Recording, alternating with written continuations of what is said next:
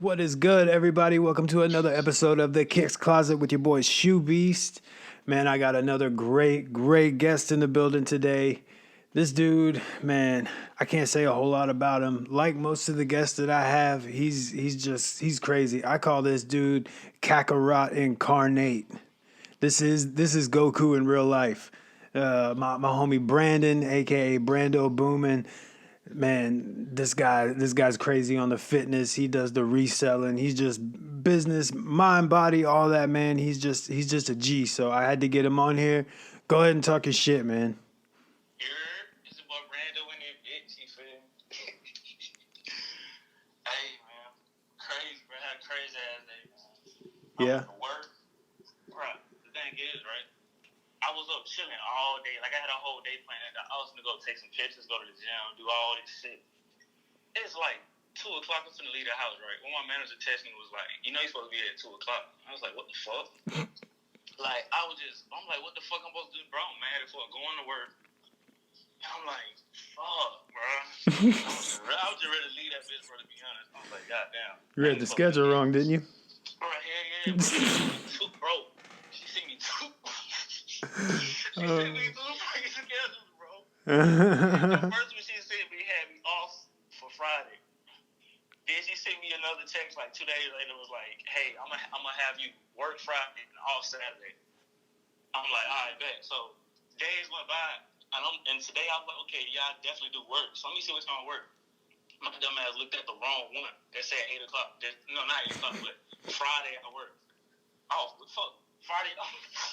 You know that sounds like coming from like, and you can agree with this. Like you being a manager and me being like a former manager and shit. You know that sounds like a whole ass excuse, right? Yeah. That's all it was, bro. That's a crazy ass excuse, bro. But bro, what you been up to, bro? You been chilling? Yeah, man, I've been chilling. Man, I've really just been doing this, trying to pump out this content, vlogs, podcasts. You know, I've been, pivoting, doing different hustles, flips. Man, I've just been really experimenting. You've been all over the place.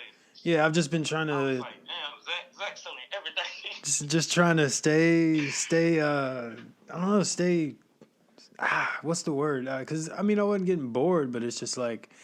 It's just like almost spontaneous. Like I don't know. I like the thrill of it. I like the experimentation of seeing what will sell, what won't, and then like I I end up with like field knowledge of like knowing like I can walk in the store and be like, oh, I remember trying to sell that. It took me a long time to sell those. Yeah. So and like so I'll be able to kind of know like what like the shelf life is like inventory wise. So. Yeah, man, it's just fun. Like from sodas to cereals, books. I'm looking right now. I got DVDs, books, cereals, sodas. And you know what's crazy, bro? Like most shit that it's like daily stuff that you see on a daily basis. You will never know how much that shit is worth, bro. Oh yeah, Like, and it's crazy too, cause like a crazy tip that I wish I knew. Like when I first started reselling sneakers and shit, bro, don't get too caught up in the fucking profit, bro. Like as long as you making at least $10 to $20 per shoe, bro, you straight.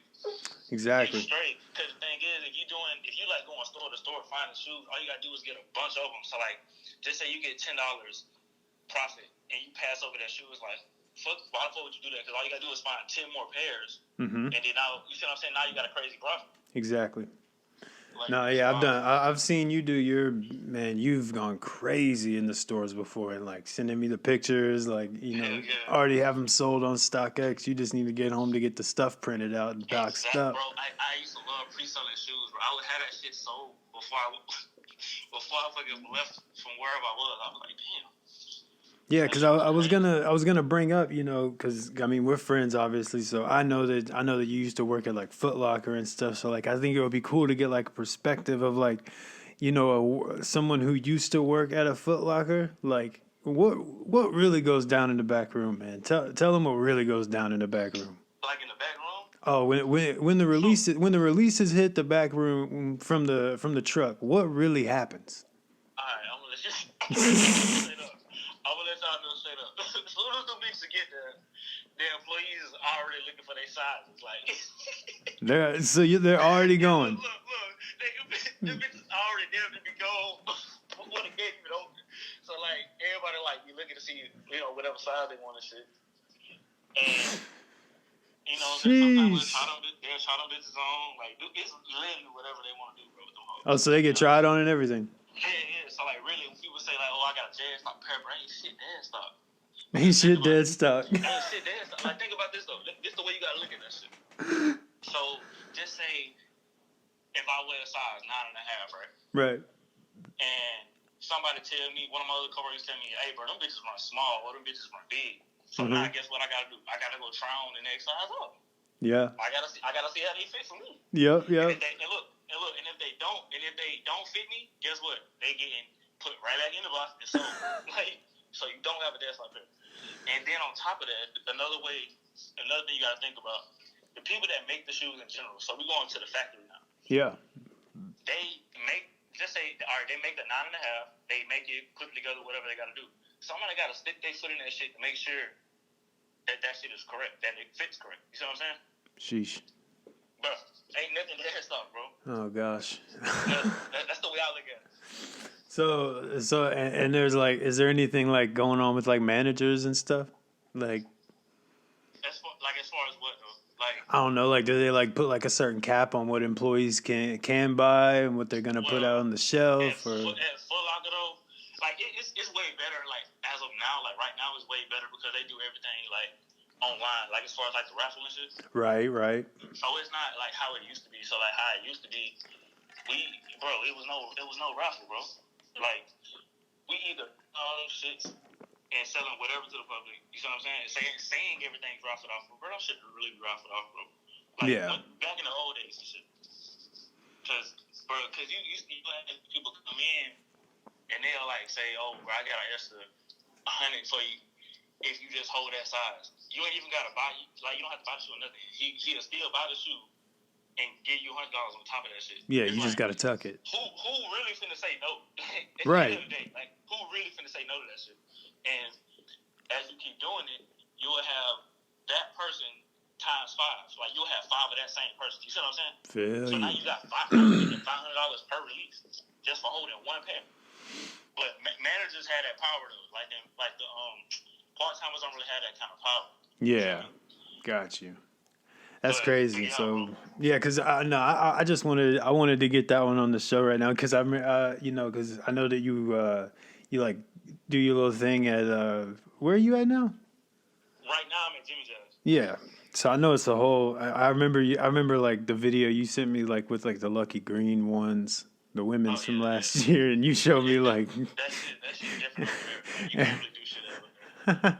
There's cameras all up and through that bitch. That's crazy, man. That's crazy. For real, bro. Like there's so many cameras in there, bro. So is that working at the stores? Is that how you got started reselling? You just saw like the easy money, or? You know what? Yes, working in the stores did actually get me started because like when I first so I started collecting shoes maybe when I was it was definitely high school. I think like 10th grade is when I really went crazy with it. And like 11th grade, I used to like sleep outside for releases and shit. Like we used to go. So it was only one mall in my like area that I'm in. It was only one mall that was doing first come first serve. Everybody else was doing like the tickets or whatever. But they was like one of the only places that wasn't doing tickets yet.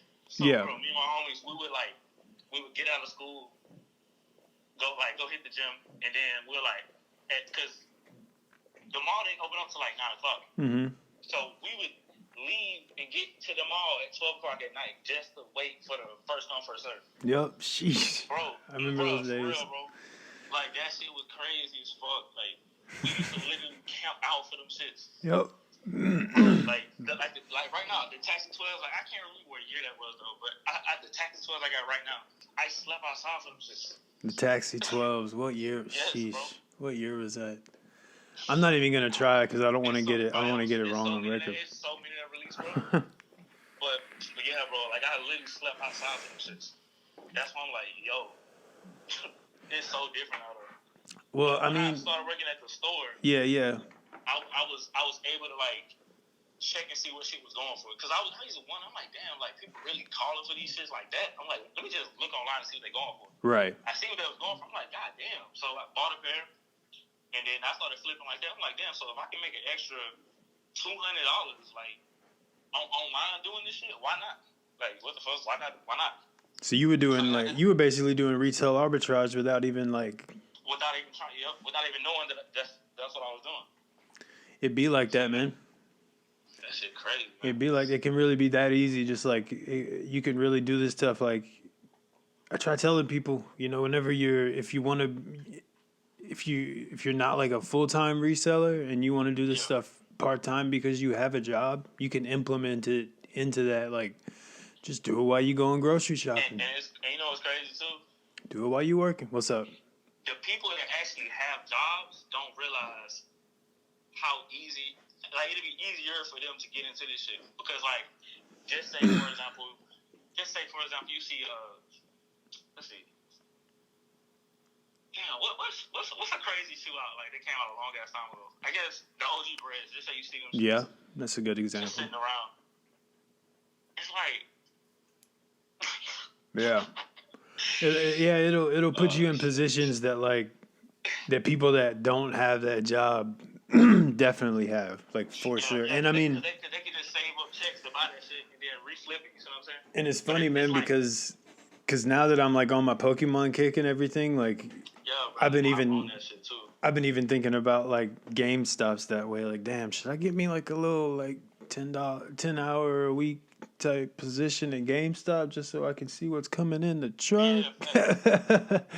So I mean, I don't know, man. Yeah, no, that's definitely true. I mean, a lot of that's one of the main funnels is like the management of these stores and stuff like that. You just get plugged in that way too. Yeah. So let's touch that real quick. So you're gonna start investing in the Pokemon, right? Yeah, I'm trying to. Yeah, but I'm just, like I said, I need to do my research first to see what what cards to get and stuff like that. Right. Because I haven't, bro. Like, it's so many new Pokemon out, bro. I can't even tell you the names of them. Like, I stopped watching that shit so long ago. I'm the same way. I'm the same way, man. I'm the same way. I got, man. I'll be running through a pack and I'll just be like, "Who's that guy? Who's that? Who's that?" Like, what the fuck? These new ass people? Oh yeah, but I mean, it's crazy. But the way I had to look at it was like, and I mean, I think we spoke on it kind of briefly, but now I can vocalize it. It's like, think about it this way. Like, I got this stack of 10 that I'm sending into grade next week. And I'm looking at them right now, right? Yeah. And I got this stack of 10, and I'm about, let's see, I bought 3 of them. I'd say I'm about $250 invested into these cards with the grading. With the grading included, I'll be $250 invested into these 10 cards, okay? Yeah. And if they come back, how I want them to, PSA 9, PSA 10, I'm looking at anywhere from like $900 to $1,400 value today. So my thing, and these are cards that like I got out the box, I pulled out of packs.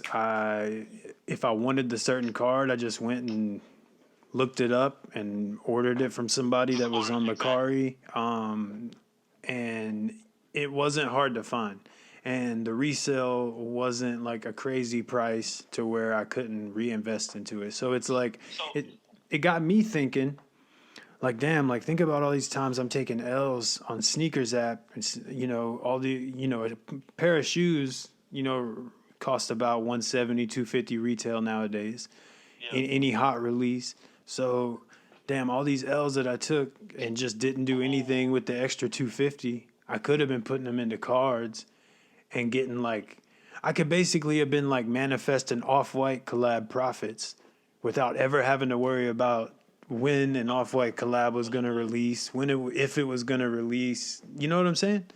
Yo, bro, I get what you're saying now. So you basically telling me that if there's a certain card that you want that you can make some money off of, you can go look that card up and still have some meat on the bone to make you some money?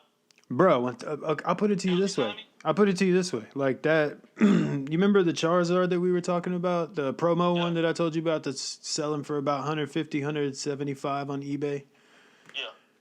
I can buy it raw, right? And that's what it's called, raw, whenever it's just like When it's not great. Exactly. Okay, great, gotcha. I can buy it raw right now for $20. What? $15 to $20. Bro, and you can still sit that bitch in and get the 120 for it. Yep. Well, and the chance is, and the risk you're taking, the risk. I know it's a little mind blowing, but I mean, and it sounds like crazy, but I mean, you also got to understand, like, they look at like the centering of these cards and like the coloring of them, and like, so not all of them are gonna come back PSA 10, PSA 9. So it'll take me. That's crazy. Yeah, so right now I'm looking at 5 of the same Charizard because I want to send these 5 in to increase my chances of getting back a PSA 10. Brad, wait a minute, and then I got you, right? So check me out. So, and if it don't come back, you can just sell it raw. Well, no, I still have a PSA. It's gonna come back PSA graded regardless. It's just it'll be like a PSA 8 or a PSA 7 or something. The money's still going to be, I'll still be able to sell it $50, $60, $70, something like that. I mean, there's a market for all PSA grades. Even like from 1 to 10. Oh, okay. Damn. Yeah. So 1 is just like a beat up card. Yeah, like literally there's PSA 1. And I was talking to the kind of like my guru of Pokemon. I'm trying to get him on this podcast. He runs a store called on Instagram called Hyperbole Store. Fuck. I just I got stoned and I forgot what I was saying. Bro, I feel you on that one. I feel you. Shit. Bro. It'll be like that, guys. How do you feel, man, bro? But well, anyways, he was saying that you need to get into like a system of like grading 10 cards at a time, like sending in 10 a month. So that way that like you send in 10 a month and then you'll be able to, because it's like a 45-day turnaround, but at the same time, like you never know, like hella bread within those 45 days too. Yeah, so like I'm gonna do a vlog soon, and I'm gonna like show the whole process of me like sending the shit off to get graded, and then like show like where the market value is at for the card when I send it, and where it's gonna be when I get them back, and like what the results are for the cards as far as that. But the thing about it is like you also got to think within that 250 of investments. Yeah. I pulled hella other valuable cards. Exactly. These are just my top 10s. Exactly. Imagine like, with every me purchasing a Off-White 4 for retail and them like handing me like 5 bricks from the back of the store and being like, "Here you go, fam." Yeah. Like that's what it feels like, right? I mean, that's really what it is. Yeah, at the end of the day. Shit crazy. Like I didn't realize the game was like that. So really, so if I wanted to, I could just buy like 10 Charizards off like Macari or something, send them off, and I could probably double that money. Oh yeah, absolutely. That's what the market is. There's different levels. There's the people that sell sealed cards, sealed booster packs. Like sealed packs, right? And then there's people that open those packs and then they sell the cards, the raw cards. And then there's people like me that rip open packs and buy cards online to send off to get graded. But there's also people that don't even waste their time opening packs. They know what cards they want, so they're just collecting at this point. Going after just that one card. Exactly. They're like, cut the bullshit. I don't want the extra cards around. I don't want any of that. I'm finna go get one. Exactly. So, you know. Those people right there don't got money though. They got money, but I mean, it's also like smart. It's also like, you know. Because think about this shit. Just say like you got $10,000, right? Right. Just say you can buy a Charizard. And it's gonna sound just this example, but you buy a Charizard for $500, right? Mm-hmm. and somebody want to buy it for $550, okay, cool, boom. I'm gonna just make that and make a little small profit. Like you can literally do that shit. And that's really what it was. And I mean, I'm telling you, like I kind of fucked up the first Charizard box that I opened because I didn't have my mind on grading at the time. So I went ahead and I sold the card for $20. And no telling what that shit could have been worth. Right, like I didn't think about the grading or anything. I didn't look at the centering and stuff like that. How did you find out about that though? Well, I mean, I've always known about graded cards. I've just always been like, is it worth the time? Do I want to send it off and wait that long? Is it really worth? Then I started doing more research and I started seeing like how frequently it's being bought. And that's what really like got me onto it. I was like, okay, this shit's really moving as fast as shoes. Cause I got my buddy onto the stuff and I pulled out of one of his packs, I pulled a Rainbow Charizard, which is worth a considerable amount of money if it's graded PSA 10, PSA 9. And he just started? And he just started, I mean, he just started back. Yeah, shout out to my man Kuz.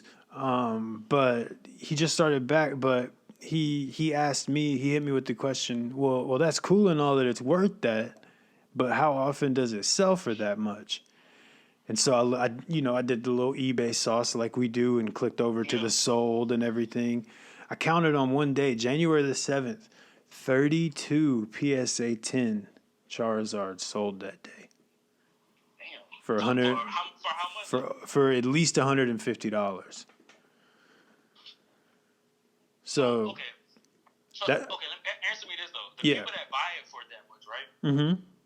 Are these people that are trying to win like tournaments and stuff like that? No, because once you get the cards PSA graded, I'm almost positive that you can't like play with them. I don't think they're regulation cards anymore because you can't because it makes the deck too chunky and so I don't know if you can dude. I would fucking love to see a baller roll up to a tournament with a deck just because they call them what are they called slabs. Whenever you get a graded card, it's a slab. Yeah. So if I saw someone roll up to a tournament with a deck full of slabs, I would shit bricks. I'd shit bricks and walk home. Because everything that gets graded is gonna be like holographic reverse foil, like it's gonna be something that's gonna fuck your shit up. So you better, I don't think that I can be fact checked, but I'm almost positive once you PSA grade it becomes not legal to play like in a regulation tournament. So the people that buy graded cards are like collectors, like they're displaying these, they're collecting them, or they're investors that know that they're going to go up again in 15 years, in 10 years, in 5 years. Right. And you know what I mean? They're buying it at a certain price because they were just wanting to get into it at a certain level. Because that's something that I have to like. I get it, bro. So you basically saying like the people that's buying them for that much now, they know that in the next 10 years it's going to be double that. Of course, man. The PSA, the one we're talking about right now, the one that's selling for $175, that promo card that you can only get through the ETB, it's selling for $175 right now. But I guarantee you, once that ETB pack has been 10 years old, and bro, they got card packs from 2016 that a 36 pack booster is going for like $600 right now. And it was like retail like 100 something, just because there's some crazy potential cards that you could pull out of it.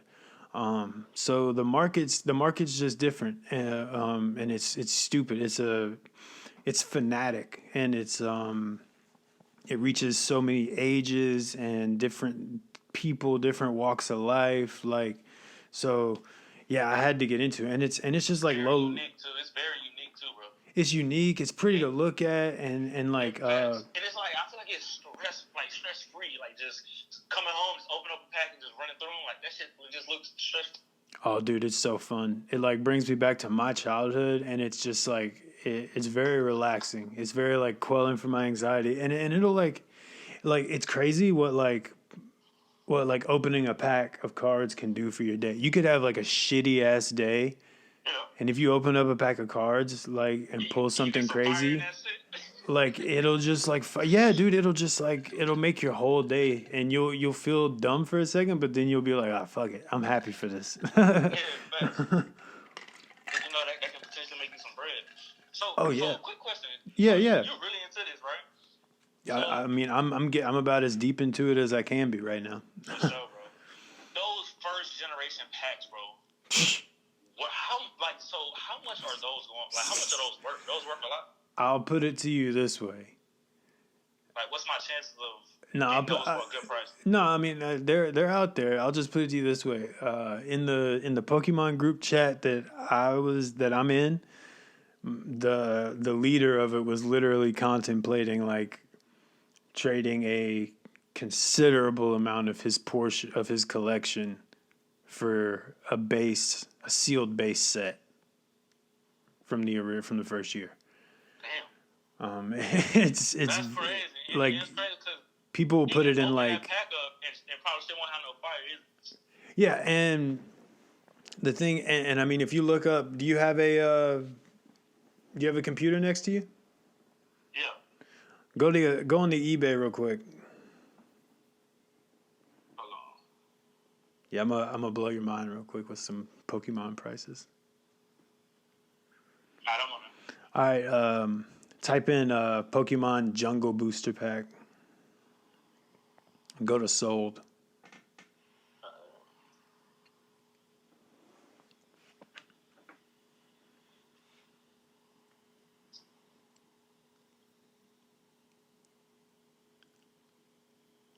This is like one of the original, like not one of the original, but like definitely one of like the first. Damn, for 200. He said, "Damn." Now, that's all sold today too. yeah, all sold today. Bro, See, and it's like 100 packs sold today. What the fuck? now, hey, modify the search real quick. That's Type crazy. type in PSA 10 at the end of that, All right. because people will grade just the packs and they'll never be opened, just for display. So you can grade just the pack. Yeah. You're about to see. Hold on. You said put PSA 10? Mm-hmm. Yeah, you're about to see. PSA 10 Jungle Pack. Bro. Bro, what the fuck? Yeah, man. It be like that. That's all I can say. It be like crazy. that. I mean, and you got to think about it. You don't need to be a certain size to buy it. You don't got to worry about if it's your size or not. You don't got to worry about if it's, you know what I mean? Like it's less stress. You can always find this Charizard's always my size. You feel what I'm saying? Yeah. But yeah, no, there's a lot of like easier. It's just easier, and the fact that I have like a stack of these 10 cards, and they're taking up like No space. little. You know what 10 pairs of Dunks takes up in my room, man? Bro, a lot. Whole closet gone. Yeah. So I mean, it comes down to stuff like that too. I mean, it's no brainer stuff when I think about it like that. And another thing, and I hate to like keep going on about it, but there's so many like different things. There's like when you buy a shoe, right? And as a sneaker reseller, when you buy a shoe, there's only once you buy that shoe at the price you get it, there's only a bunch of stuff you can do to depreciate the value of it. Correct. Damage the box, Bro, it's like a lot. try it on. Yeah, there's You can't even touch the shoe. exactly there's so much that you can do, and there's no getting a shoe graded unless it's like autographed or something like that.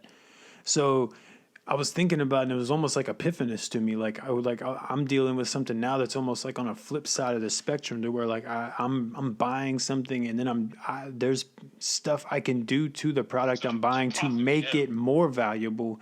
Whereas when I'm buying a pair of shoes, there's a whole laundry list of stuff that I can do to that shoe to make it less valuable. And you want to know what else is crazy about the sneaker game too? So many fucking scammers, bro.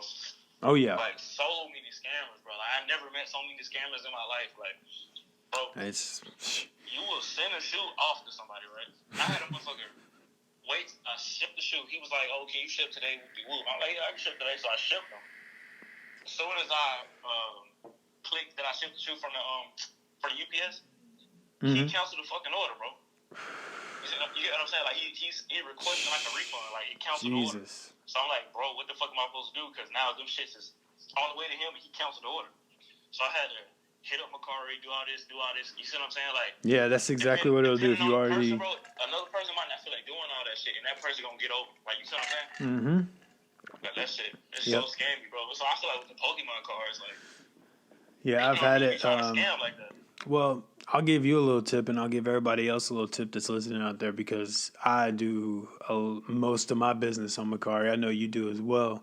And I live right across the street from my UPS store. If it's anything like if it's like a crazy product, not like a crazy, if it's anything over like let's say $100, I'm gonna hit shipped. I'm gonna hit like confirmed shipment, and I'm gonna let it sit for 24 hours. No bullshit, no bullshit. Yeah. And then it just shows them that it's sitting waiting for the because if you buy something on Macari, you'll see whenever they hit ship, it just says that the UPS store is waiting to scan it. So for everybody watching this that buys expensive stuff from me, I hit confirm ship and then I wait to see if y'all are gonna cancel. Straight up. Because I got 3 days. I got 3 days to ship it out. So I didn't know that. I thought when you click ship, I thought that has to be confirmed that they scanned it. You see what I'm saying? No. That's just like you saying like I dropped it off. Now is that me like breaking a policy or something? Maybe, but it's saving my ass because I've definitely had like literally the like a PS2 or Xbox or something that I sold the other day. Like someone bought it and then canceled it. Like literally like as the label was being printed out, got like canceled it. You know what I'm saying? So they didn't even wait for the confirmed shipment. So I just hit the confirmed shipment and just let it chill and then see what happens. Those people be smart as fuck too. Oh yeah, dude. Oh man. They be so fucking smart. They be covering their track, bro. It's like, man, if you would just put you came up with this elaborate prank, man. If you would just put that effort into something else, you could there's no telling what you could be. So you could be successful, my guy. Like way more successful than a scammer. Way more successful. Okay, so there's something else, man, that I got you on the show for, and it's because you're swole as fuck. All right, just straight up. So we got to talk about this fitness, man. We got to talk about. I mean, how did you get into it? How did it become like a, like because obviously there's a difference between like exercising and then like going like balls to the wall, going crazy with it, right? Like you do. So just tell me how you got started with it, and then when it kind of like became like okay, I'm about to really get into this. So honestly, bro, all my life, bro, I just been like hella skinny. Like I was never fat, anything like that. I was just skinny as fuck, like just skinny. String bean looking ass. String bean, you feel me? That's all they was. So like, it wasn't until like, let me see. I think I was not ninth grade, not 10th. Probably like the end of 12th grade. Like I was working at Foot Locker actually, and I had a coworker and was like, "You look like a human stick figure." Oh shit. I was like, God damn. So I'm picturing that shit in my head. I'm like, damn. I can't even be mad because shit, I was skinny as fuck. I couldn't really be mad. I was like, all right, so I shook that shit off, but like it was lucky bothering me, you feel me? And I'm like, man, fuck, let me go to the gym, bro. So I went, me and my dog Ray, shout out to Ray if he watched this. But me and him started together, bro. Like we was in every day, like. We would go twice a day. I don't know what the fuck we was on. We just had that crazy mindset, bro. We just was tripping, bro. Like, what we would do is, because we was in college, still is one of my best friends. Got you. We would I would wake up because I had a car. He had no car yet. It'd be like that. I used to go pick bro up. We used to go work out in the mornings, right? And it's like 8, 9 o'clock, bro. So we would go work out, class at 12. We would go get our first workout in, go to class, leave class, go to work, feel me? And then after work, we didn't get out till like 9:30 because we were both working at the shoe stores too. We didn't get out till like 9:30. We would leave work and go back to the gym and repeat that shit every day. Like, we do that shit every day. That shit wild. Like, so that was like my breakthrough, like when I took it serious. So, and then like I got to a point where I wasn't really making no progress. I just kind of like lost the love for it for like a little bit. Right. Like, don't get me wrong, like I was still working out like 3-4. Yeah, I was still working out for like 3-4 times a week, but it wasn't even that crazy. Like, I had no diet. I was just eating like shit.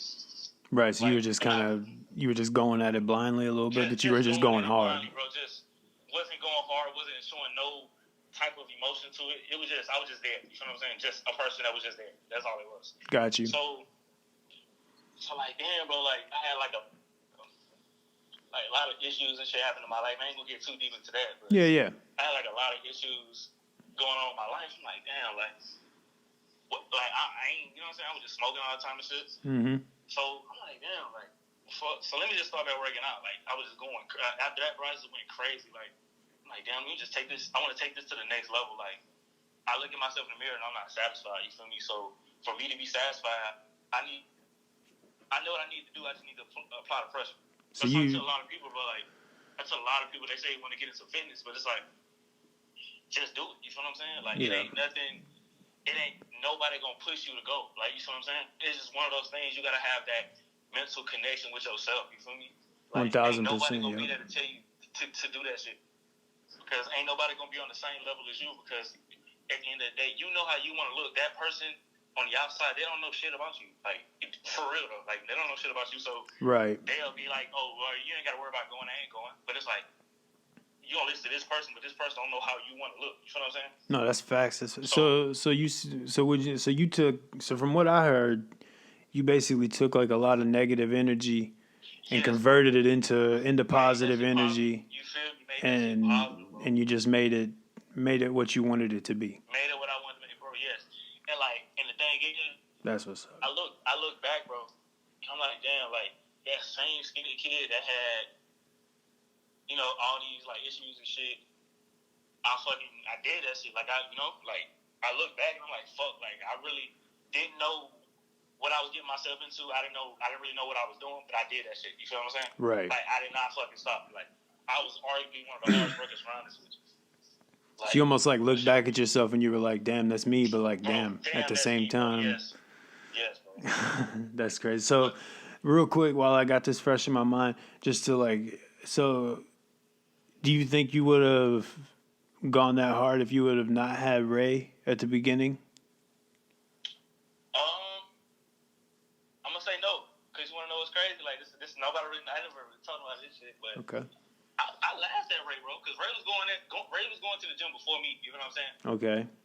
I used to laugh at him. I used to be like, he going to the gym. It's like, he take that shit too serious. Like, what the fuck was wrong with me? Like, I don't know. Like that, but I look back now, that person wasn't me. Right. And the shit is the reason why I say that. All these people y'all niggas is hanging around ain't really y'all friends. Like, those people just really be bringing negative spirits to you and shit like that. Like, cause I'm looking back, I'm like, yo, that person that was laughing at him for working out, that wasn't me. Cause look at me right now, like I'm doing the same shit, but it's like I ain't understand the determination that he had at the time. I'm like, you know what I'm saying? Just playing with him. I wasn't taking it serious. Right. But it was kind of like, you know, like I should have been, you know what I'm saying? I should have been on the path like that. Yeah, no, because I would say I wouldn't. Without him, I don't think I would have been as serious. Because I always hear how important it is to like, or how important it can be sometimes for like people to have like a workout partner or like someone like that they work out with to, you know, keep them motivated and stuff. So I wanted to ask you that to see if you think that, you know, you having that workout partner in the beginning would have like, you know, had you where you are. I would the reason I would say yes and no, it can go both ways though. Because if you go find a workout partner, you need to literally find somebody that's has the same drive as you. Right. So, for example, just say like if I want to work out at this time, I hit my partner up like, hey, you want to go work out? And they haven't worked out today, and they say no. It's like, damn, it's gonna fuck you up. Like, oh, you know what? I don't even want to go. Right, it'll fuck your momentum up. Okay. I'm gonna catch up with that person tomorrow. You see what I'm saying? Like, I'm gonna catch up with my partner tomorrow. So just say the next day your partner got something going on. Oh, I can't work out today. I'm like, okay, well, I catch my partner next time. Like, you see what I'm saying? You almost become dependent. Now you done missed 2 days. Now you haven't been working out. You've been eating whatever the fuck you wanted without burning it off. So, like, now you see what I'm saying? Now you going farther away from your progress. Yeah, no, that makes sense, and it seems like you're becoming like more dependent on them for your own success. But on the other note, if your partner is like the other way around, like if you tell me you don't want to work out, I'm like, yo, nah, come on, bro, let's go. Like, nah, forget that, bro. We in there. Fuck that. We're finna get this money. Then you'll be like, you know what? Fuck it, let me go and go to the gym. You feel what I'm saying? That mentality. That's the you feel me? But you gotta have somebody that's like that though. So if you got a partner like that, then hell yeah, get a partner. But I really feel like a partner is important when you first starting off because somebody that can keep you level headed. But you gotta pick them wisely though, because everybody not as motivated as you are. Right. I guess it's that's crazy, man. I didn't think about that level of it either. I was just like, get you someone that motherfucking lifts, I guess. But no, that's crazy. That's crazy. There's a science to that shit, bro. Yeah, no, I mean it's. But the way I am. No, go ahead. The way I am on it, though, bro, I don't even need a partner no more. Because at the end of the day, I had to tell myself, I'm gonna work out. If this person wanna work out with me, they know where I'm at. You see what I'm saying? I feel you. And like, it's to the point now, people don't even ask me. Yeah, because you always there. Oh, bro, I'm in that bitch every day. Every day. Faithfully. So they don't even ask me, oh, bro, are you working out today? They ask me what time. Right. They already know I'm gonna be there, bro. That's when you know your dedication has gone, and when other people are responding to you differently or approaching you differently about something. They're not asking you if you're gonna do something, when you'll be doing it. Exactly, bro. That's a breakthrough, bro. That's a breakthrough moment on anything. Whenever you grind and your hustle, you know, because you can believe in yourself so much, but once it finally translates to where like other people are approaching you in a different way about things, man, that's gotta fire you up even more. But bro, the most important thing though, I tell people all the time, like, bro, you gotta stay humble with it because you don't want to be that person that's like thinking that you too good or you better than the next person. You feel me? Because the next person could be one day be bigger than your ass. Hell yeah. That's why you gotta treat everybody, with the same respect. Well, I mean, just coming from like someone that like doesn't go to like the gym or anything faithfully, and I mean, I'm at a good weight now, but like I used to be like morbidly obese whenever I was young, and anytime I would try to go to the gym, like the gym douches were 100% the reason why I never went back. What's some of your pet peeves? Like, what was something that they did that deters you? It would just be like, and I can try to explain. It would just be like I would try to get on a piece of equipment, and then they would just like I could tell they were like talking shit about the way that like I was working it, or like something that would get me was like I would get like on the leg press or something, and then right after I'd get off, like a motherfucker would get on it and throw like triple up what I was doing or some shit like that, or just to like show, you know what I mean? Like, feel like they showboating. Oh yeah, like 100% just trying to show me out, and like, but at the same time it's like discouraging. You feel me? Correct. Yeah, I can feel you on that. But let me say what I gotta say to that though. So let's put it like this: like when 9 times out of 10, and like a lot of people get it, mixed up or whatever. Yeah. But 9 times out of 10, bro, people in the gym aren't really looking at that next person to judge them. Like, I'm not saying it doesn't happen. I'm not saying that. Right. But I can assure you, bro, nobody like is really like trying to like judge somebody in there for real. Cause like it's been times like I see bigger people working out and I love it. You know what I'm saying? Like I look at them like damn, like you really get to it. It don't be me laughing like oh haha look at him on that machine. You feel what I'm saying? So yeah. But like I say, it definitely happens. But of course, as much as you think, probably not. Like right. It's more the other way around. And I think it's probably like a different. I think it's a different like time now too, because like we're talking like early 2000s stuff like that. Like when because nowadays like body shaming isn't cool. So and it's not accepted. But like back then, like back then like it wasn't nothing to call a fat motherfucker and like keep it rolling and it was cool and you could get jokes off of it and laughs from your friends and stuff. So I think it was like that was a part of it, but I mean that's good. I'm glad that you verbalize this. I think that's good. So just to clarify, for someone that's fit and disciplined and everything, when you see someone that's out of shape walking into a gym to get into it, you and your friends, you're not like looking at it like what the fuck they're doing here. You're like actually like pumped for them. I love it, bro. That's what's up. You know why? The reason why I love it, bro, because that person, for their first time walking in, or that person that's trying to get right, that was once me. Like, people, like I see it all the time, bro. That was once me.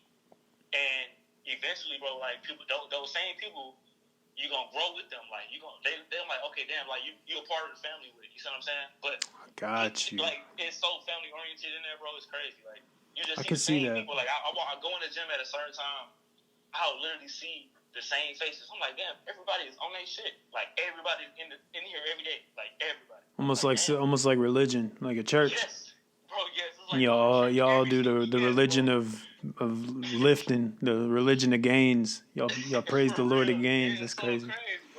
No, that's cool though, man. I mean that positive energy around you, and like your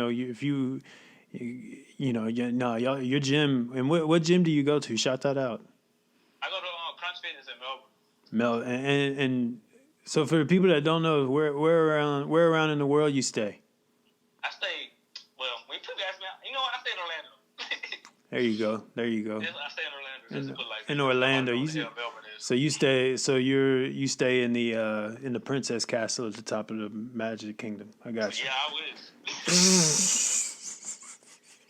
It ain't that sweet, but it's sweet. So I got something I wanted to ask you, like a fitness question, because I'll always see your posts and everything, because you post some like really like motivational stuff, and I saw that you posted something and you captioned it and you used a term, and I didn't quite understand what you meant by it, so I wanted to ask you on air, and you be able to answer it for me. So what does dirty gaining mean? Oh shit! You said so the term is dirty bulk. That's what it's Dirty called. bulking. So, bro. So all right. You know what? I got a story for y'all. So this is what I did too. So when a dirty bulk basically consists of eating at a surplus, but you just eating whatever the hell you see. So gotcha. A surplus is basically more food than your maintenance calories. Mm-hmm. So a dirty bulk is you eating like whatever, like just like McDonald's, slushies, smoothies, like you just drinking all this, like you eating in whatever you want. As long as it gets you to the calories you need to get. To the calories, exactly. As long as you get to those calories and you hit the gym, you lift heavy, you're saying you will gain that weight. But that's not the correct way to do it. The correct way to do it is you're not supposed to eat that many damn calories of junk food. Like, I mean, yes, you're going to get big, but it's not going to be muscle. It's going to be mainly fat. That's what a lot of people get mixed up. Because they get in this weight. It's like, oh, damn, I got a lot of muscle. I'm swole. But it's like, bro, like, you're kind of, you know what I'm saying? You got a gut too, my homie. Exactly. Muscle, bro. So okay. The smart way to do it is to do it clean. So, like, when I say clean, you need to be eating like clean foods, like not junk food. You can eat junk food, but it has to be to a minimum, bro. Mm-hmm. Like you gotta track that stuff. Like you just can't eat it because, for example, like just say right now you take some Doritos, right, and just say it's 4 servings in a bag of Doritos, and every serving has 200 calories. You see what I'm saying? Right. You just ate 800 calories without even knowing. So sheesh. That's damn near more than half of some people they need for the day. Eating a whole bag of that shit. You see what I'm saying? So I'll be doing that a lot too. Bro, it's easy to do it. It's easy to do it if you don't like know what to look for. Well, it's because I do the intermittent fasting. You know how I go. Like, oh yeah, I love doing that, bro. So I mean, like whenever I have like I'll have like a certain eating window that like, you know, so like I'll and I'm not like I'm not like an exercise guy or anything. I mean, my diet's all the way fucked up. Like I'll be the first to admit, like, bro, like I will be up till 5 a.m, like jotting down ideas because I just do so much. I do so much stuff right now. You know what I'm saying? Like I resell and I'm trying to get the podcast going and I'm trying to, you know, with the vlog, and so I'm constantly writing down ideas and like my brain's just being stretched. So like I'll be up till crazy hours and man. Bowls of cereal at 6 a.m. before I pass out. I mean, bro, like, like, I don't even know. Like, I definitely have a terrible diet, like 1,000%. I've like, but I've never. I don't know. It's hard to explain. Like, I just whenever I do the intermittent fasting, I just don't. I don't eat like. I'm sorry. If I'm not intermittent fasting, I never eat to get full. Oh, right. Like I'll never like eat to that point where I'm like, fuck. Yes, and that's what a dirty bowl consists of. Oh really? Like literally eat until you're like, oh bro, god. You're stuffing yourself, bro. Ugh, that's the worst feeling. Bro. So just say for example, like, so your maintenance calories, right? That's the calories that you need for the day, just to maintain your current weight. You know what I'm saying? And just say that's about. Let's just say 2,500 for the whole day. That's how many calories you need to just stay the same weight and not go up or down. Mm-hmm. Bro, if you eat 45, matter of fact, I'm going to just say 5,000 calories. Just say you eat 5,000 calories, bro, you're going to blow up. But it's like you gaining the weight too quick.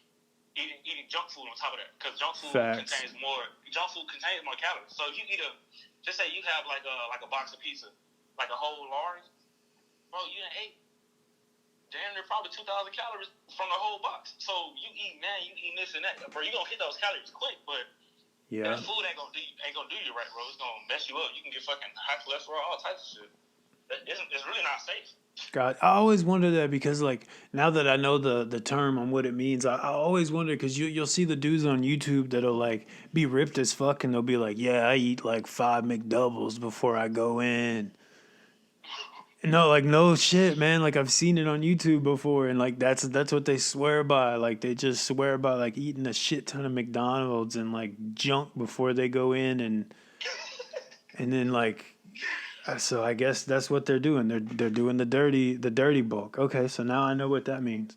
So, okay, so I guess this like brings me into like one of my next questions. So what are like some of the biggest for like people that are getting into like fitness and want to like maybe take it to the next level? Like what are some of the biggest do's and biggest don'ts that you have? Like from working out? Yeah, for like working out, like mindset, working out, like all that stuff, diet. Like what are some of the biggest do's and the biggest don'ts that you have? So one of my biggest don'ts, bro, definitely do your research. Like, don't take this and that because this person told you, oh, just take this and that. You need to do your research, learn about whatever it is. And you see what I'm saying? Just stay educated to what you're doing. So not like ordering a supplement off Instagram that you like just saw. Like, exactly. I feel what you're saying. You don't know what the fuck you're taking. Like don't take, for example, if I tell you to take this protein powder or something like that, I would do your research on that protein powder, make sure that it's good. You know what I'm saying? Then, like, because you put this shit in your body, you need to know what you put in your body. So do your own personal research before you do anything crazy. Okay. That's one of my biggest don'ts. And dudes is like, bro, just stay focused, bro. Because a lot of people, they think this shit gonna come overnight, but I promise you it won't. It's not any supplement you can take. It's not any drugs you can take that's gonna make you get to your goals any faster without the work being put in. I'll say that. And there's also like those plateau moments, right, where you're not gonna see Yes. like so. Because, bro, it's so crazy how the human body works too. Because just say you do, okay, just say I give you a piece of paper that got some workouts on it, right? Yeah, If you do those workouts for a whole week straight, and you come back that next week and do those same workouts, your body's going to remember those workouts and it starts to expect it. So eventually, your body won't even gain muscle from you doing the same shit because it's just body's so like, yeah, whatever, we got this. Exactly, bro. So you gotta switch it up. You gotta keep switching up, or you will plateau. So you gotta be like that's disruptive. Bro, it's so crazy. It's so much shit that goes into this. Like, I first heard of that technique with like the P90X stuff, like changing up the. That was the first time I ever saw it. But I mean, like I'm not in the gym all the time. But like the first time I heard of like the whole like your body gaining memory to the exercises and stuff, I was like, Yeah. what the fuck? You can't just go in and like do the same leg days. You can't No. just like. I was like, what is this? You can't. bro, another thing too, I have to train my body too. Like, so I do 1 week I do lightweight, and the week after that I do heavy. So like I literally keep switching it up every time. Sheesh. Like it's crazy as hell, bro. Honestly. I mean, I will say like the biggest like memory that I have with like any type of like crazy weight loss or weight gain was when I was wrestling. And when I was wrestling in middle school and high school, because I was a little fat motherfucker, right? And in high school and middle school, past like 225, they had like the 225 weight class and the 255 weight class. And after that, your fat ass had to go into something called the exhibition. And it was just anybody over 255, bruh. So, bro, I'm sitting there like I want to say like I think I was like at 275 or something, and my coach is like, "Yo, I'm just letting you know you like 25 pounds away from going into the fucking Shark Tank, like of like these big motherfuckers, like 350, 400, like because past that it was like the old school UFC, like there was like they were putting 250, 260 pound motherfuckers with like 340 pound motherfuckers, and it was just like a shit show to watch. Like it was just like that extra baggage on the school bus that came with them. Like, so man, so it was nuts. I did some exhibitions, and after doing like a few exhibition matches, I was like, all right, I'm done with this. I need to get into my weight class. And like I remember like he for like 5 or 6 straight practices, and I say that like that's a long time, but I mean we were doing like everyday practices, so like 5 or 6 days straight.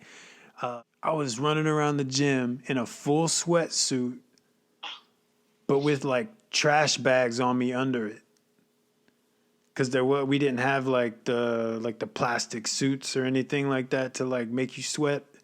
So like this dude put he put like the big trash bag on, like he cut a hole, he ripped a hole in it, put it over my head, ripped holes in the arms, put the hoodie on me, and just made me do laps for like 2 solid hours, bro. I felt like I was gonna die. I bet you did.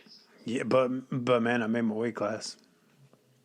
What weight class you trying to get into? Because like I said, like after 250, after the 250 weight class, it was just. Go up to the bigger people. It was fair game, bro. Like I distinctly remember wrestling someone when I weighed like 270, and this dude weighed like 335. Oh hell no. Bro, like and bro handled me like. I bet he crushed your. Well, I mean, I'm not gonna lie to you. There's a lot of slick shit you could do in wrestling, like.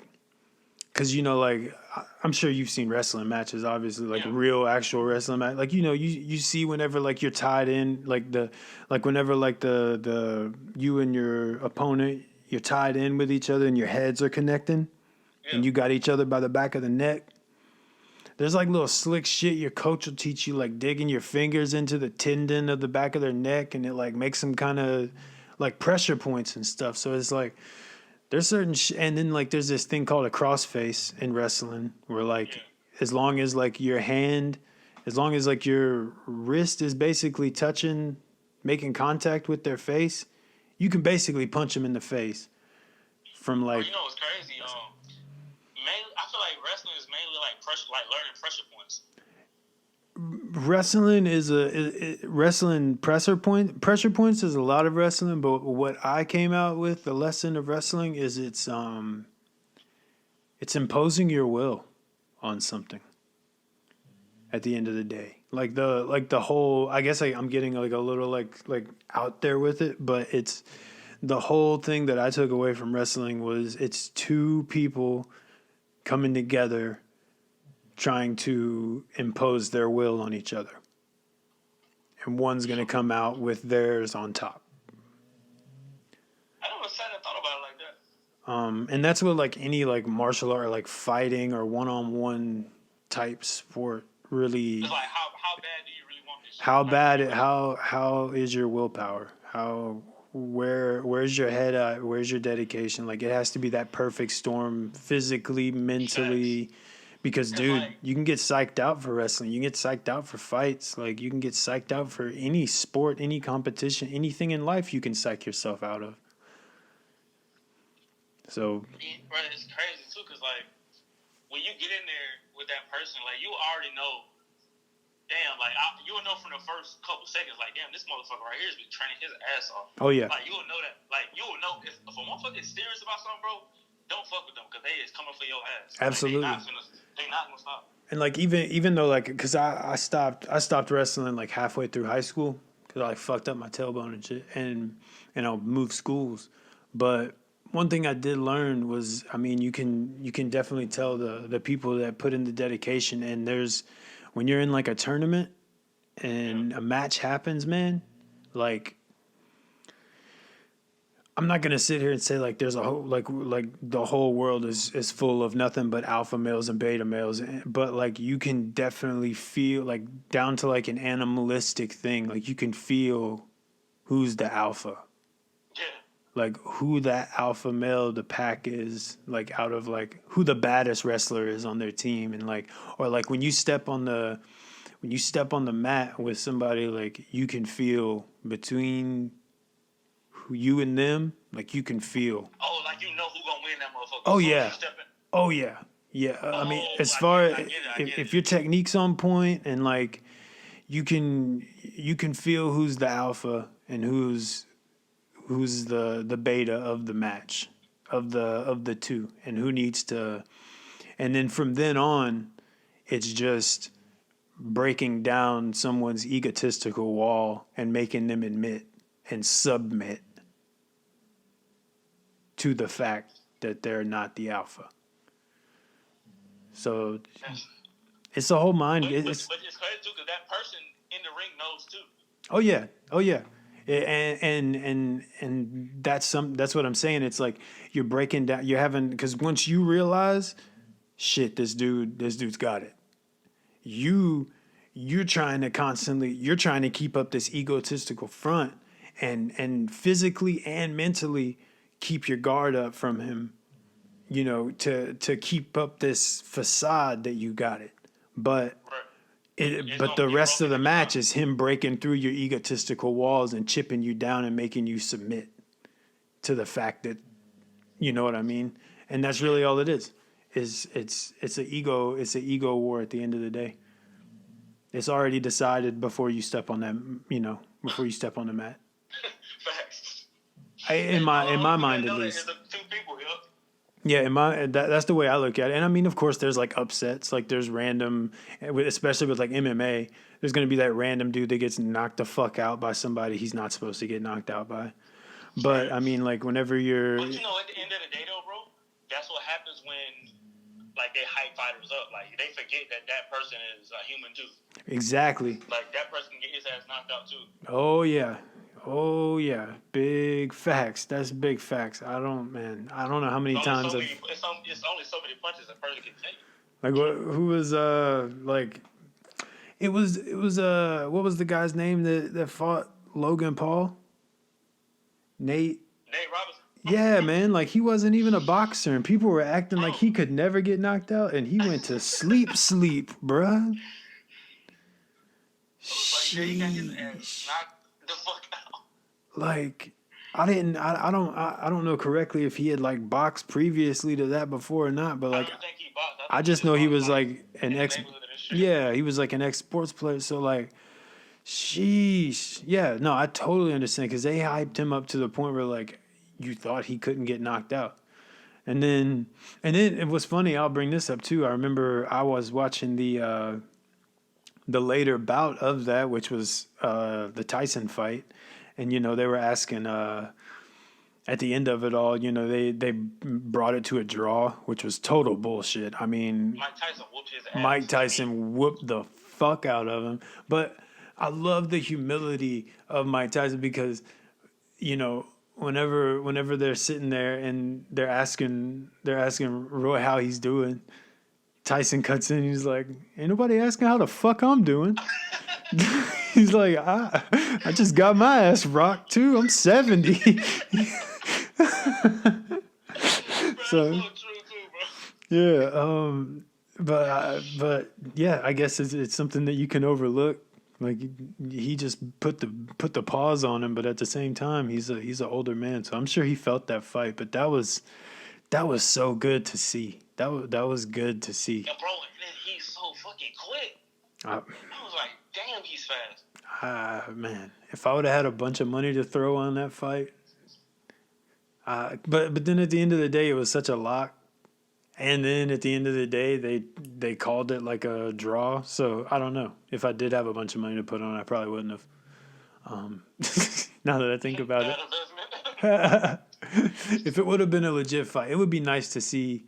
Because I personally, after watching like the exercise videos before the fight even like went, I was like, this dude could still stand up with like this generation. Mike Tyson? Yeah, and I'd low key like to see it. Like, I think he could go. I think he could go 5 rounds with someone of today. Bro, I think he could win. No, that's what I'm saying. Bro. Like, I think he could. Quick, bro. I think he could go. I think he could go a full fight with a fighter of today, 100%. Bro, yes, and I was talking about stand toe to toe.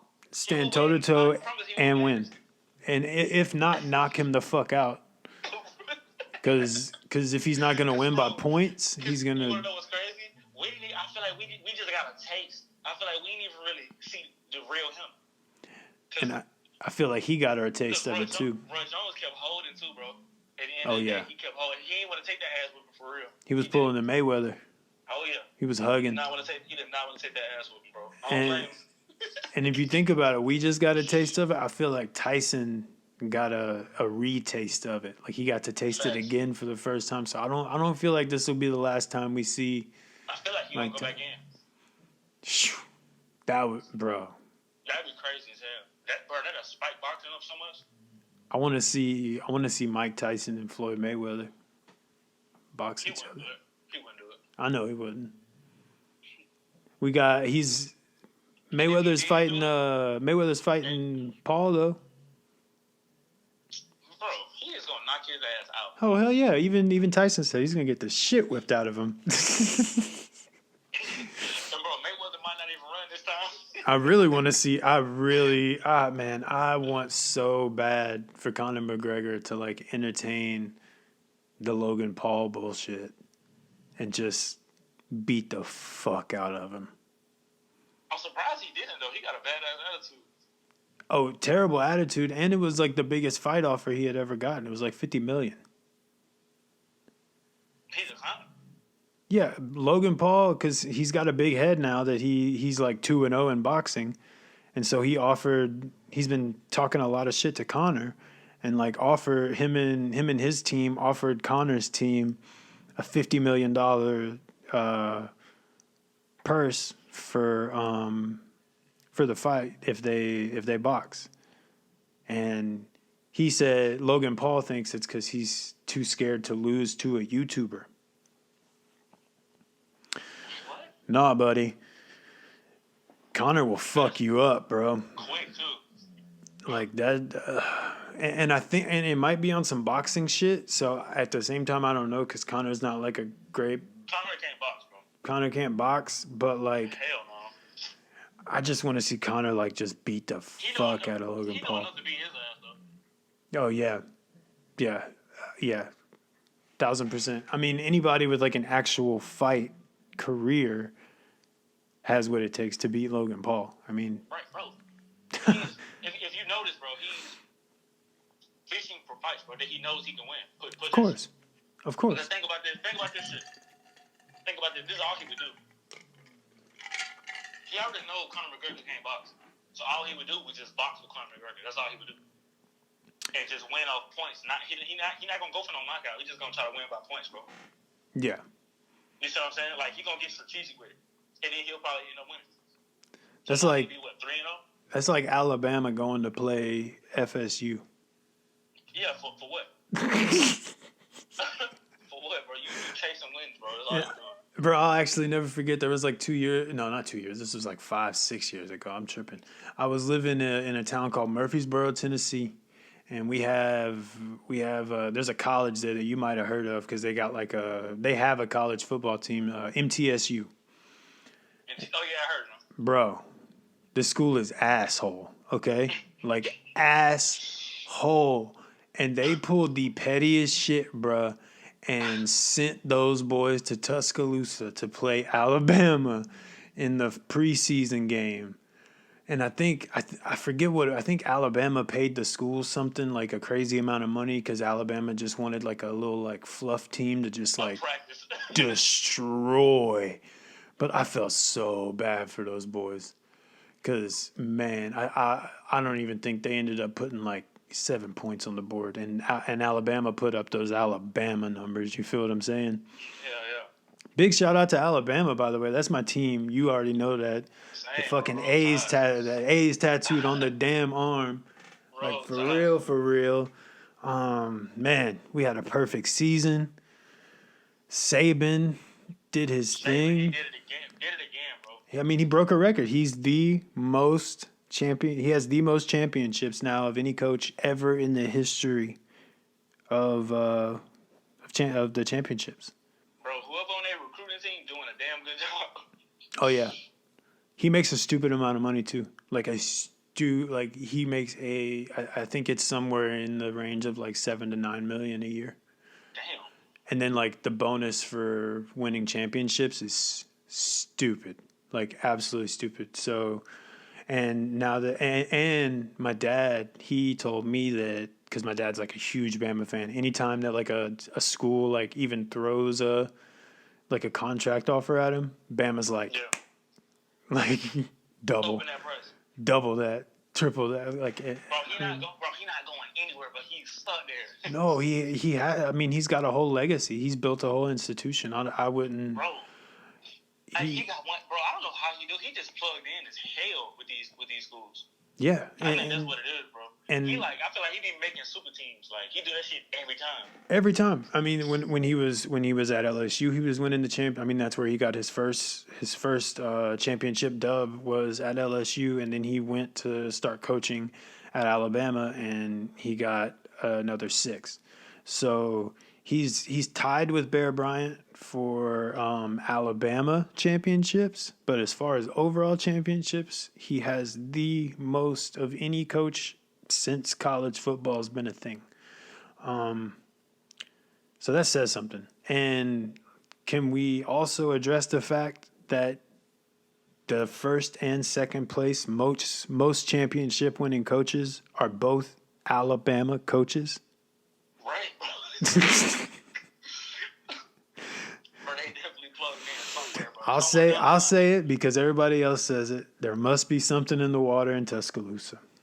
Gotta be. That's all I can say. I'm a proud Alabama fan, and I'm proud that like I wasn't like a bandwagon Alabama fan. Like I grew up a Bama fan. It's something that there's literally like a Nick Saban picture on my wall, like with like his stats and stuff from a few years ago. So it's something that's important to the family. Yeah, facts. For it's sure. Like tradition almost, like, it's all Oh yeah, and I was talking about how the rare sodas and stuff. It's not like anything new because anybody with like a southern like that's been to like their Southern grandparents' house or knows any older Southern people knows like someone that's like been collecting like an old Coke bottle since like I know you've seen it before. Like walk into a house and like it's a Coke bottle from like the '60s or something.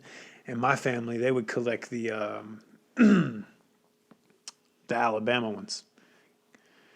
So it'd be like the Alabama Coca-Cola bottles. But yeah, man, I mean that's one of those schools that if you're a fan for it, like that runs deep. it runs deep and it'll divide a house. Because you got to think about it this way. It's Auburn over there too. Yeah. Yeah, and Auburn's coach got fired directly because of all the stuff Saban's been doing. That's exactly what I look at it as. Can't keep up with that. Because they went off of his last, I think, 7 years of performance. They based firing him off of his last like 7 years of performance. So all that tells me is they like looked, a couple hours over to Tuscaloosa and saw what the 7 years has been going on over there. So I don't know, man. That's just one of those things. That's a powerhouse of a school, and it's one of those teams that people are either proud fans of or they love to hate. But hey, you know what Auburn like really? It's actually like an acronym. It stands for Alabama usually beats us around November.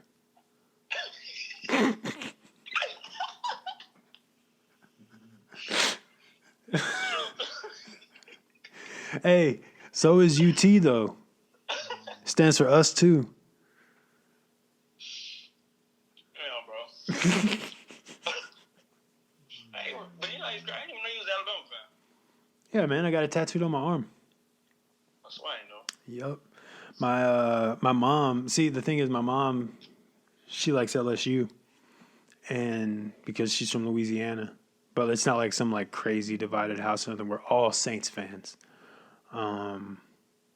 But yeah, I have a whole bunch of family that are LSU fans. I have a whole bunch of family that are Alabama fans. And I have an uncle that fucking calls my dad anytime they get the shit whipped out of him by LSU. And like I'll call my mom and like my dad will be like, no, I don't even want to talk to that motherfucker. Like straight up. No, he already know he finna talk some shit. Yeah. And like my uncle, he's Cajun, so he's talking like, what's up, man? He's like talking crazy. So yeah, that's just how it is, man. It just, those two schools, yeah, it's some diehard fans.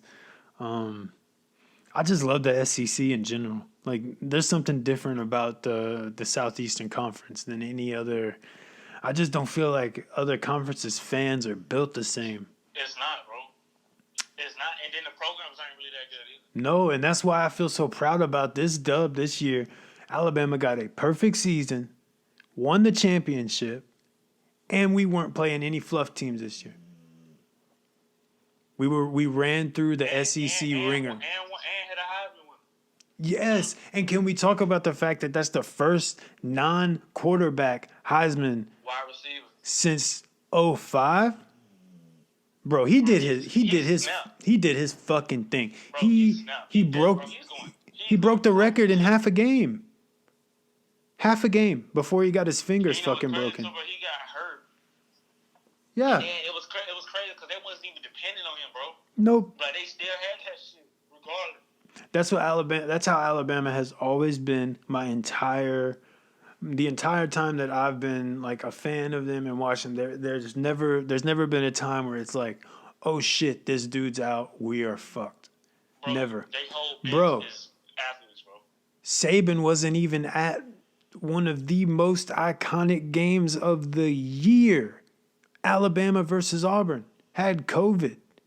All he could do was watch. You're not even allowed to like coach from the phone when you got the COVID, bro. Like all he could do was watch, and this is the biggest rivalry we have. Every single year, we meet up and we throw hands with each other at Auburn. You feel what I'm saying? And he couldn't be there. Man, we still whipped their fucking ass, bro. Fuck that. Like, he was still there. Like the team still acted like Saban was right there. Like it wasn't like some like, like when you work in a job and like the main manager is not working, so you feel like it's lax and you don't really got to put on like you need. Bro, they was like, fuck that Saban out here. We finna go harder. They knew that Saban was watching and couldn't do anything about it right now. So anything that they did to fuck up on, it was their fucking ass afterwards. And you know what's crazy too? Him watching from the TV, he can see exactly what they doing wrong. You see what I'm saying? Right. It's a whole different thing because I mean, you got the defensive coaches and stuff like that are coaching from the boxes up top, so they're able to get that up top view. But the regular like main coaches, head coaches, they don't get that. They only have that sideline perspective for the most part, unless they're like challenging a play or something like that. So yeah, I'm sure it was crazy for him to like sit down and watch an Alabama Auburn game. Like I can only imagine what it felt like being Nick Saban sitting down watching an Alabama Auburn game with COVID, literally sick, and his team just going crazy, man. Man, I appreciate you so much for just talking with me and bullshitting, man. We had a good time. So, bro. Definitely. I'm gonna definitely have to come back on. And no, we definitely gonna have you back on. And whenever I come down to Florida, we're gonna get like the whole podcast filmed and everything for everyone to see. We're gonna get the guests. We're gonna get the guests that call in. We're gonna get them back on the show, and it's gonna be great. But Man, we're gonna be lit, bro. But yeah, man, I just really appreciate you getting on the show, and I'm sure I'll hit you up on Instagram or something like that afterwards. Yeah, for sure, bro. We'll chop it up, but I'm gonna let you go for now. But I appreciate you, man. Thank you. Hey, go ahead and plug yourself one more time. Where can people find you? People can find me at BrandoBoomin on Instagram. BrandoBoomin. All platforms from everywhere. BrandoBoomin. So, and I've been trying to get, man. I'm telling you, so what's your OnlyFans?